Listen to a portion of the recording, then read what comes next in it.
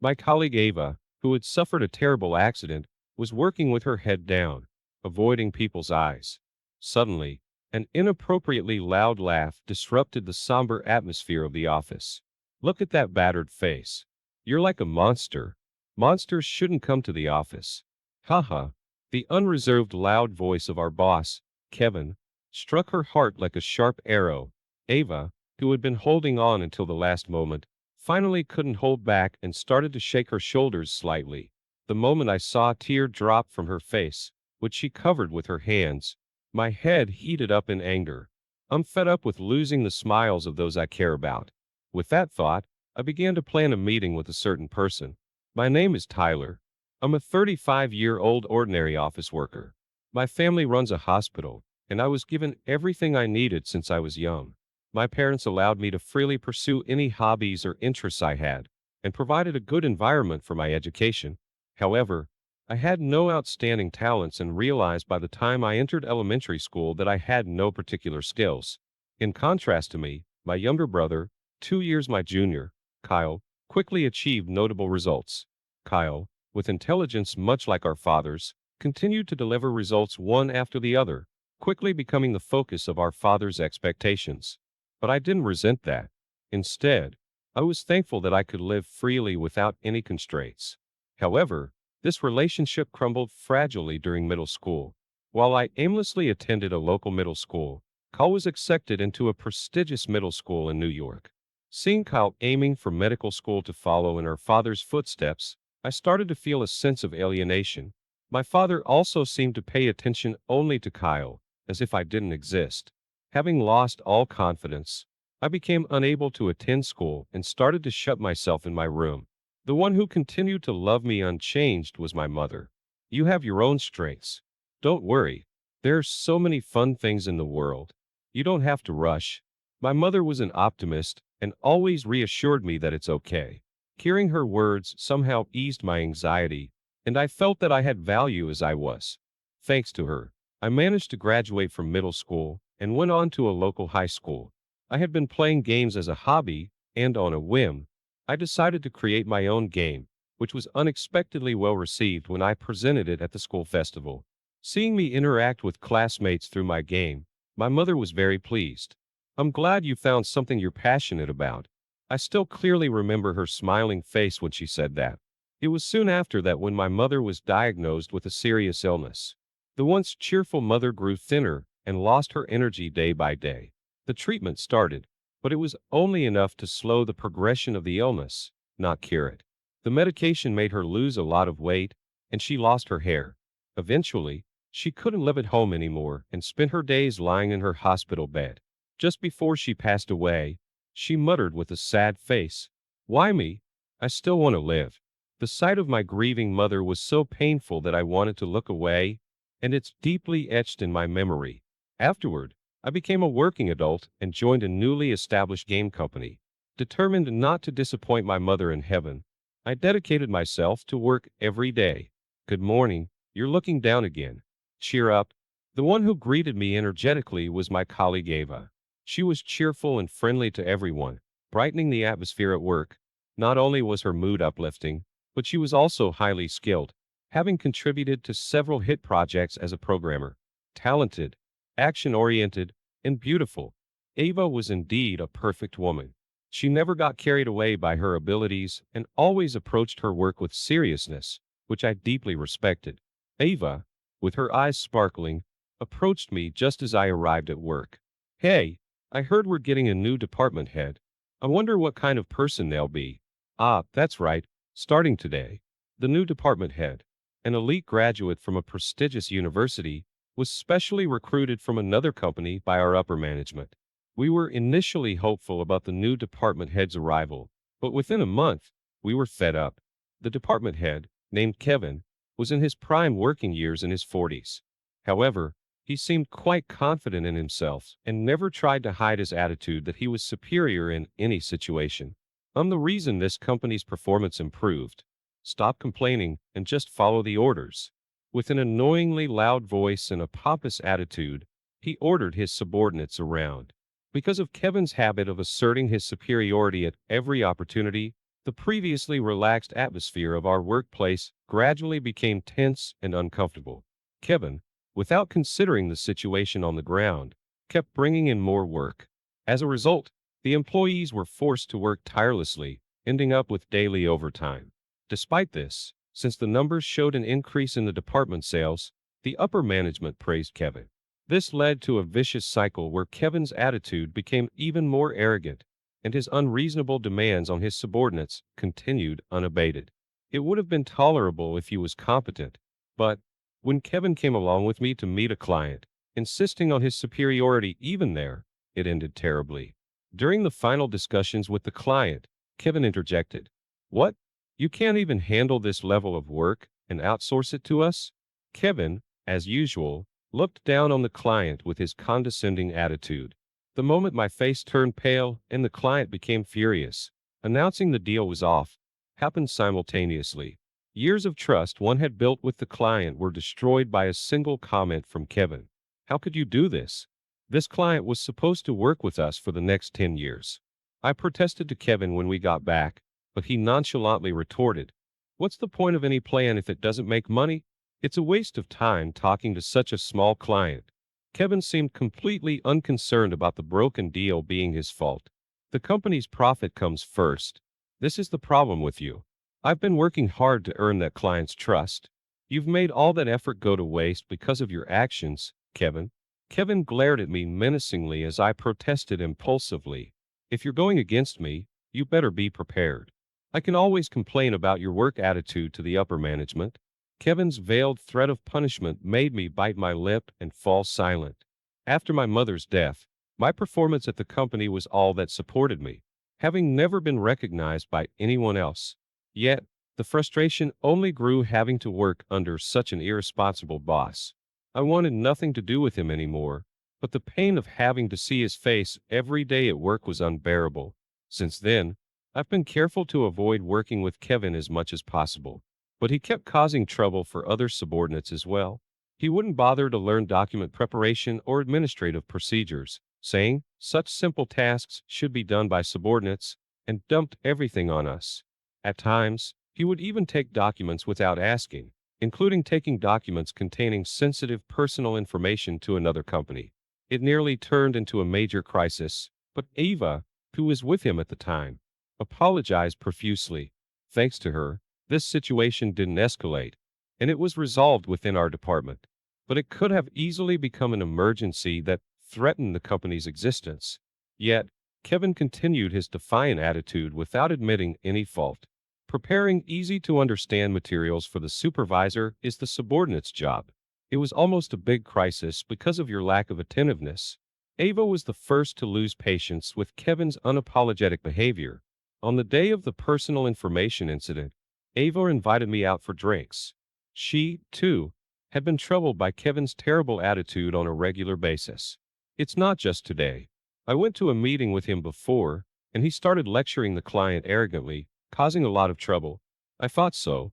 It's bad enough with people inside the company, but causing trouble for our clients is too much."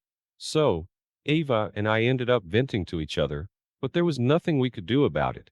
I was just hoping Kevin would be transferred out as soon as possible, but Ava had other plans. From the next day, Ava began to firmly say no to Kevin. That day, as Kevin was criticizing the work of his subordinates as usual without providing any concrete suggestions for improvement, Ava spoke up. "If you're so confident, please proceed with the work without relying on us. We, in turn, will not involve Kevin at all." Her statement echoed the sentiments of the entire workplace. Her argument was so convincing that Kevin couldn't refute it, no matter how much he tried afterward. Seeing this, spontaneous applause broke out from the employees in the department. Everyone was fed up with Kevin's tyranny. Completely isolated, Kevin glared at us in silence, his face flushed with anger. While everyone was expressing their gratitude to Ava, Kevin shot her a furious look. After being humiliated in front of everyone, Kevin began to harbor a grudge against Ava from that day on. "You'll see, you've made a fool of me like this. I'll get back at you someday." Muttering complaints, Kevin returned to his desk. Following that day, Kevin became subdued, allowing the employees to carry out their daily work smoothly. Everyone was thankful to Ava for speaking up so clearly, especially Henry, the manager caught between Kevin and his subordinates, was so moved that he tearfully thanked Ava. We all hoped for a return to a peaceful workplace. But then, shocking news was brought to the workplace. Ava had been involved in a serious accident. She was out on a visit with Kevin by car when they unfortunately got into an accident. Ava was unconscious when taken to the hospital and had to be admitted. Kevin, on the other hand, had no serious injuries and showed up to work the next day as if nothing had happened. It was all because of her poor driving that I had such a terrible experience. She should work on her driving skills before meddling in other people's work. Ava is seriously injured and hospitalized. Isn't it cruel to speak like that? I couldn't help but retort to his sharp words. But Kevin just smirked with a chilling smile. A sudden feeling of unease washed over me. Anyway, when Ava comes back, please don't say anything that could upset her. All right, we'll see if she can come back here after she's discharged. His ambiguous statement made me frown. Kevin left with a creepy smile, saying no more. The reason for Kevin's behavior became clear 2 months later when Ava was discharged from the hospital. Her condition upon returning to work was dire. Ava, this. I'm sorry for showing you something so unsightly with these scars remaining. Speaking in a low voice, Ava then headed to her desk. Her head bowed. The sight of her, so different from the bright and smiling person who used to greet me, made me feel melancholy. Her face was still healing, covered in bandages, with more than half concealed. The visible skin was discolored from the injuries.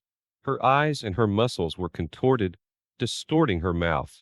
Her once smooth and beautifully shaped face, like a boiled egg, was now unrecognizably distorted. I couldn't find the words to comfort Ava, who quietly kept her head down. Although I knew about the serious accident, I wasn't aware of the extent of the injuries to her face. Ava worked with her head down, making sure no one could see her face. Sensing the situation, the colleagues remained silent, not attempting to start a conversation. But the somber office atmosphere was suddenly shattered by Kevin's inappropriate laughter. With a face like that, all bumpy, you look like a monster. Monsters shouldn't come to the office. Kevin's loud and insensitive remark made everyone stiffen. Naturally, Ava heard it too, and his words shattered her heart like a sharp arrow. Ava, who had been holding back until the last moment, started to shake her shoulders finally, unable to contain her emotions any longer. The moment I saw a tear drop from her face, which she covered with her hands, my head heated up with anger. Having worked with her for many years, I had never seen the always smiling Ava cry. Her saddened appearance overlapped with the image of my mother before she passed away. My mother also had a disfigured face and cried every day. I was fed up with losing the smiles of loved ones. When I noticed her tears, such feelings stormed through my mind. I immediately stood up, shielding Ava from behind. Then, I raised my voice in anger at Kevin, who was still laughing thoughtlessly. Kevin, that's way out of line. As a supervisor. No, as a person, this is unacceptable. Apologize right now. What? I haven't done anything that needs apologizing for. Are you accusing me of something too? If you don't like having me as your supervisor, work somewhere else. Saying this, Kevin left the room while making a call somewhere. I considered going after him but realized I had more important things to attend to. Turning back, I saw Ava quietly shedding tears, her head bowed in sadness. I couldn't let her be saddened like my mother was. Taking her hand firmly in mine, I spoke with sincerity. Don't worry about a thing. I'll always be here for you. So there's no need to worry. Just as my mother used to encourage me, I spoke gently and gave her a reassuring smile. Working together at this company, Ava always greeted me with a radiant smile. Now was the time to return the favor, I thought, as I gently patted her back with encouragement. Soon after, I was called in by the upper management. I was subjected to a stern questioning. It was about the incident where Kevin took documents containing personal information to another company. Somehow, the story had been twisted to suggest that it was not Kevin but I who had made the mistake, and the management was grilling me. I had no recollection of such an event and desperately tried to explain, but no one would listen. Before I knew it, my transfer to a rural area was decided. All this happened just a few hours after my confrontation with Kevin. It was too well executed to be coincidental, and later, an unbelievable truth came to light. Kevin had apparently been doing this kind of thing repeatedly in the past. Whenever he made a mistake, he would take his time to set up a subordinate to take the fall. He would fabricate all the evidence and then suddenly pin the blame on his subordinate, rushing the upper management's decision to transfer or fire them before they could respond. This way, the blame for the mistake fell on an unsuspecting employee. Kevin planned to continue acting as a supervisor in the workplace, escaping any blame. The thought of being transferred because of someone else's mistake was unbearable. As I was fuming over what to do, I was called in by Nathan, who used to be my supervisor. Even if it was Kevin's suggestion, it's impossible for Tyler to do such a thing. But Kevin won't be satisfied with this situation as it is. Nathan said, "It's frustrating, but we're currently devising a plan against Kevin. I'm sorry, but could you pretend to be transferred for a while?" Nathan then suggested I take some paid leave. Having focused on work all this time, I had about 3 weeks of vacation accumulated. Since Ava's accident, I had been working nonstop to fill the gap left by such a capable employee. Encouraged by Nathan's words to think of it as an extended break, I accepted the proposal. As I was about to leave the company, Nathan quietly informed me of something else. He mentioned contacting a certain individual. It was Harrison, the chairman of the group of companies overseeing ours. Chairman Harrison was often traveling around the world and rarely had the chance to return to America. But he was scheduled to come back to America soon, and Nathan would reach out to him on my behalf. Grateful for Nathan's arrangements, I decided to wait for the day I would meet Chairman Harrison. The first person I contacted that day was Kyle. Now a respectable doctor, and having taken over our father's hospital, I had great respect for Kyle. But it had been a while since we last spoke on the phone, so I was nervous as I listened to the ringing tone. "Tyler, it's rare for you to call me." Hearing the familiar voice that hadn't changed over the years, I felt the tension in my shoulders ease. I pleaded with Kyle for help, sharing with him Ava's situation. I told him about the injuries she sustained in the accident, and my desire to heal the scars on her face as much as possible. After pondering for a while, Kyle promised to do everything within his power to help. "I'd like to see her condition myself. It might be busy, but can you come to our hospital?" I told Kyle. We'd come right away, and hung up. Ironically, thanks to Kevin, I had 3 weeks of paid leave and was ready to move at any time. I immediately contacted Ava and rushed to Kyle's hospital. "I appreciate the thought, but are you sure they can treat me?" The doctor I saw said it would be difficult without a highly skilled physician. Ava looked at me with a mix of hope and uncertainty. Besides, they said the good doctors are so popular that I couldn't get an appointment for the next 2 years. "No problem. I'm sure it will be fine." The doctor she mentioned was probably Kyle. Kyle is a skilled plastic surgeon who has treated thousands of cases of scars, burns, and injuries. As the scars and indentations are carefully treated, the patient's expressions brighten. Kyle once said that seeing their smiles is the greatest reward of all. Supporting a worried Ava, we hurried to the hospital where Kyle was waiting. In the consultation room, Kyle carefully examined Ava's facial injuries and nodded confidently. "It's okay. There's no damage to the bones, and the damaged nerves around the mouth can be carefully repaired with surgical suturing. Let's schedule you for surgery." Encouraged by his confident words, Ava looked up in surprise. Straightening her back with the vivacity she had before the injury, she finally showed a smile. Once the hospital stay and surgery were scheduled, we discussed the plans on our taxi ride home. I thought I'd have to live with this face forever, but the thought of being able to return to how I was before makes me so happy. Seeing Ava's spirits lifted, I too felt relieved. Thanks to Kyle, she was able to look forward again. "I'll definitely get back at Kevin once I'm healed. I won't forgive him." I thought her anger was due to his comments at the office, but as she elaborated, I was horrified. It wasn't just what he said that was awful, but the cause of the accident. He was road raging. He braked suddenly and swerved lanes just because he didn't like the car behind us. Ava began to recount the situation at the time of the accident, still seething with anger. Although Kevin claimed Ava was driving that day, it turned out he insisted on driving himself.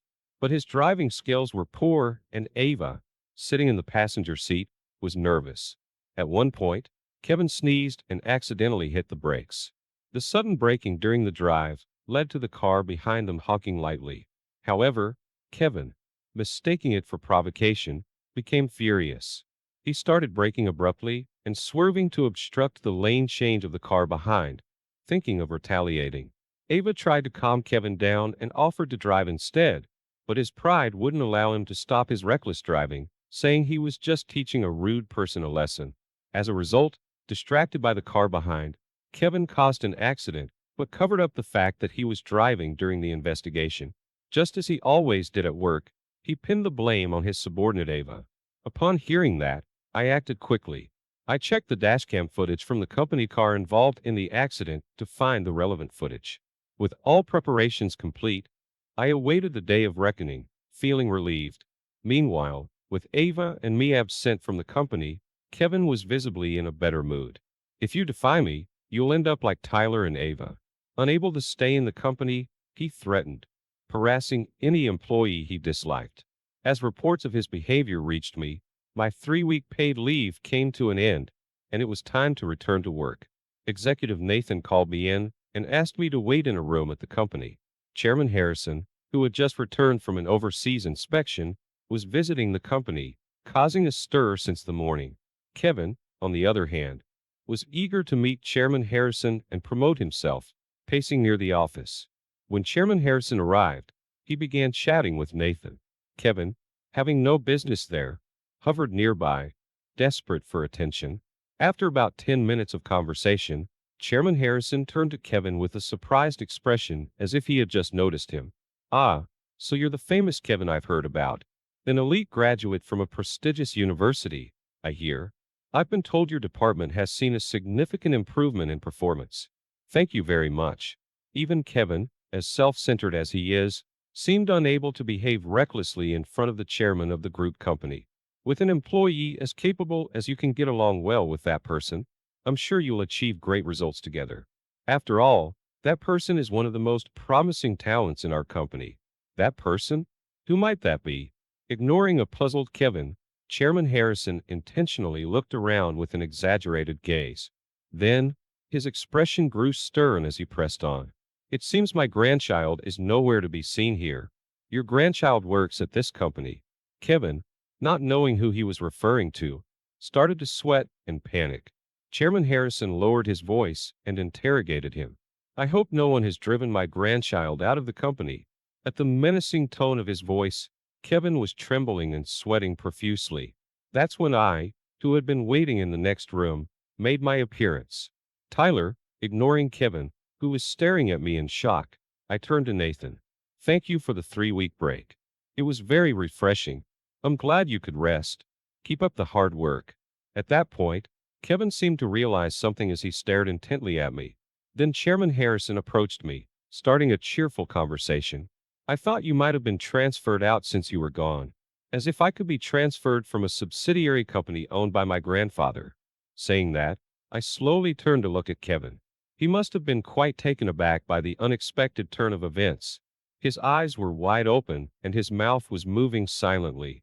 In fact, this group company founded by my grandfather, from the hospital where my father and Kyle worked to the management of my game company, operates in a wide range of fields. However, I had joined this company without using my family's connections, so only the president and Nathan knew this fact. After a while, Kevin coughed a few times and then started talking to me in a strangely familiar tone, as if hearing this for the first time. "I always thought Tyler was an exceptional employee, truly worthy of being Chairman Harrison's grandson. Enough with the lies. I've heard all about you from my grandson." At Chairman Harrison's words, Kevin visibly jumped. Staring at me as if in disbelief, I gave him a reassuring smile. Kevin began to tremble as Chairman Harrison continued in a voice barely containing his anger. "I've received a detailed report from my grandson about your usual work attitude, harassing my grandson, treating other employees terribly. I cannot forgive any of it." Chairman Harrison's decisive words left Kevin opening and closing his mouth in a futile attempt at excuses.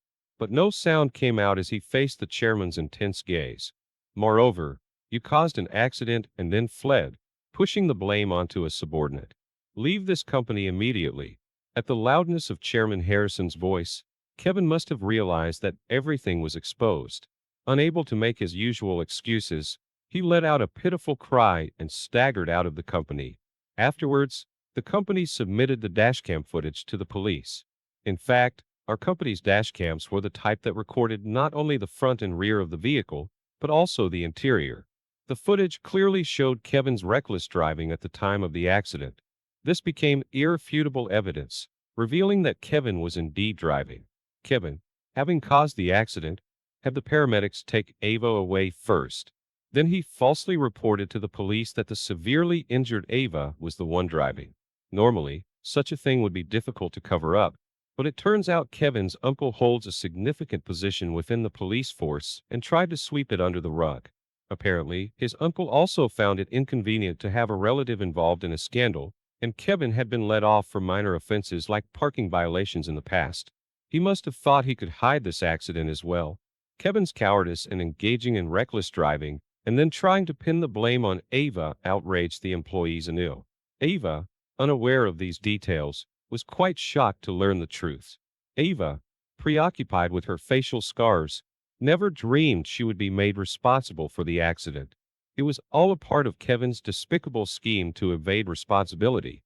As a result, Kevin was arrested by the police. With evidence against him and his attempt at malicious evidence tampering, he was expected to face severe punishment. The last time I saw him, Kevin had lost the confidence he once had and looked gaunt and pale, a shadow of his former self. I hope he spends the rest of his life facing up to the crimes he committed and doing his best to make amends. Afterwards, I visited Ava post-surgery to support her through her recovery. Though she may not have returned completely to her former self, she now smiles at me without hiding her face. Her bright expression was just like the Ava I knew before. I've never been more grateful to have a skilled plastic surgeon as a brother. Furthermore, Ava's surgery led me to reconnect with my family, from whom I had been estranged. To my surprise, my father and Kyle had purchased the games I was involved in. "Your games are really interesting," Kyle said, the skilled plastic surgeon engrossed in my creation, which brought a laugh to my lips. Feeling previously alienated, I now realized my family had always been waiting for me, despite my avoidance. This connection was all thanks to Ava. Now, Ava's beauty has fully returned to her face. "Tyler, you're my savior. Thank you so much. I just did what anyone would do. It was Kyle who healed you." Faced with Ava's direct gaze, I felt embarrassed. "That's not true. You were the one who reached out to me when I was hurt and crying." Ava's smiling face warmed my heart. This time, I was able to protect the smile of someone important to me